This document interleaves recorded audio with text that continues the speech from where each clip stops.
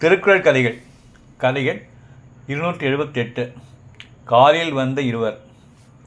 சக்கரபாணியின் கடையின் சர்க்கரை அதிகவில்லையா, அல்லது அவர் அணிந்திருக்கும் வெள்ளை வேட்டியும் வெள்ளை சட்டையும் அதிகவில்லையா என்று சிலர் விளையாட்டாக பேசிக்கொள்ளும் அளவுக்கு சக்கரபாணி சுத்தத்துக்கும் சுகாதாரத்துக்கும் முக்கியத்துவம் கொடுப்பவர்.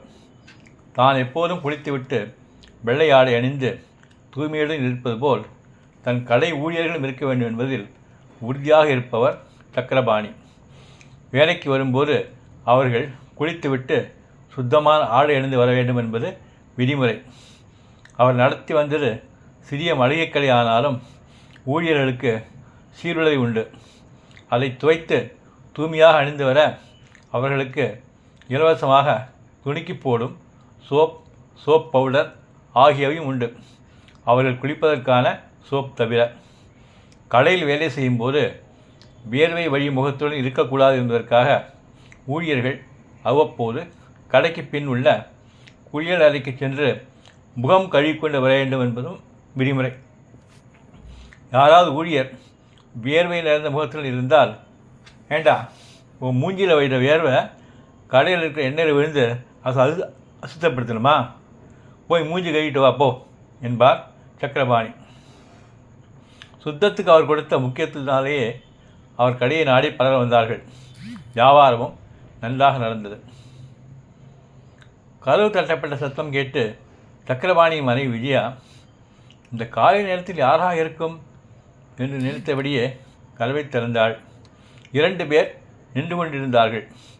வெளியூர்காரர்கள் போல் இருந்தது. ஒருவர் சற்று வயதானவராகவும் இன்னொருவர் இளைஞராகவும் இருந்தனர். சக்கரபாணி இருக்காரா என்றார் வயதில் மூத்தவர். கடைக்கு கிளம்பிக்கிட்டு இருக்காரு, நீங்கள் யார் என்றாள் விஜயா. இதற்குள் சக்கரபாணியே உள்ளிருந்து ஹாலுக்கு வந்து விட்டார். அப்போதுதான் குளித்துவிட்டு புதிய வெள்ளை வழிகளை அணிந்து பளிச்சென்று இருந்தார். வாங்க உள்ளே வந்து உட்காருங்க என்றார் சக்கரபாணி. நீங்கள் கடைக்கு கிளம்பிட்டீங்களா, இல்லை நேரமாகுமா என்றார் முதலில் பேசியவர்.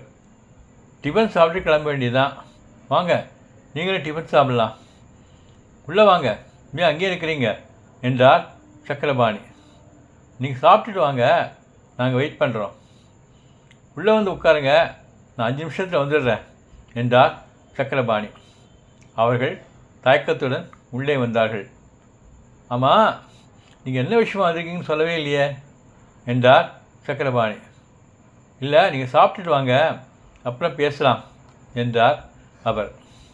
காலை உணவை முடித்து கொண்டு 5-6 நிமிடங்களில் வெளியே வந்த சக்கரபாணி அவர்கள் முன் உட்கார்ந்தார். சொல்லுங்கள், நாங்கள் உணவுப் பொருள் வழங்கு துறையிலேருந்து வந்திருக்கோம். நாங்கள் இன்ஸ்பெக்டர்கள். இது என்னோடய ஐடி. உங்கள் கடையில் நீங்கள் கலப்பட சரக்கு விற்கிறதா எங்களுக்கு தகவல் வந்திருக்கு. உங்கள் கடையில் உள்ள பொருட்களை செக் பண்ணணும். வரீங்களா, கடைக்கு போகலாம் என்றார் அவர். அறத்துப்பால் துறவரபியல் அதிகாரம் 28 கூடா ஒழுக்கம். குறள் 278. மனத்தது மாசாக மாண்டார் நீராடி மறைந்தொழுகு மாந்தர் பலர். பொருள்: மனதுக்குள் மாசை வைத்து கொண்டு வெளிப்பார்வைக்கு நீராடி தூய்மையானவர் போல் தங்களை வெளிக்காட்டி கொண்டு தங்கள் உண்மையான தன்மையை மறைத்து வாழும் மனிதர் பலர் உள்ளனர். நன்றி.